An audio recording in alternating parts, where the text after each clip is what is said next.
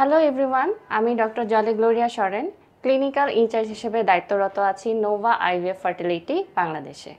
আমি আজকে আপনাদের সাথে যে বিষয়টি নিয়ে কথা বলতে যাচ্ছি সেটা হচ্ছে মেল ফার্টিলিটি প্রিজার্ভেশন অথবা ক্রায়োপ্রিজার্ভেশন। যারা জানেন না যে মেল ফার্টিলিটি প্রিজার্ভেশন কিভাবে করতে হয়, মেল ফার্টিলিটি প্রিজার্ভেশন অথবা সিমেন্ট ফ্রিজিং হিসেবে পরিচিত। যারা দুরারোগ্য রোগে আক্রান্ত অথবা ক্যান্সারে আক্রান্ত অথবা কোনো বড় ধরনের সার্জারির জন্য প্রস্তুতি নিচ্ছেন, তারা সিমেন্ট ফ্রিজিংয়ের সহায়তা নিতে পারেন। কারা সিমেন্ট ফ্রিজিং করতে পারবেন? যে কোনো ক্যান্সারের চিকিৎসা যেমন কেমো রেডিয়েশন অথবা ভেসেকটমি করতে যাচ্ছেন এমন কোনো পুরুষ যারা পরবর্তীতে পিতৃত্ব লাভ করতে চান, তারা যে কোনো সময় সিমেন্ট ফ্রিজিং করতে পারবেন। সিমেন্ট ফ্রিজিংয়ের জন্য 3 থেকে 5 দিন সহবাস বন্ধ রেখে আপনারা যে কোনো সময় এসে সিমেন্ট ফ্রিজিং করতে পারেন। সিমেন্ট ফ্রিজিং কতদিন করা যায়? সিমেন্ট ফ্রিজিং দীর্ঘ সময় ধরে ফ্রিজিং করা সম্ভব, তাই সিদ্ধান্ত আপনাদের হাতে।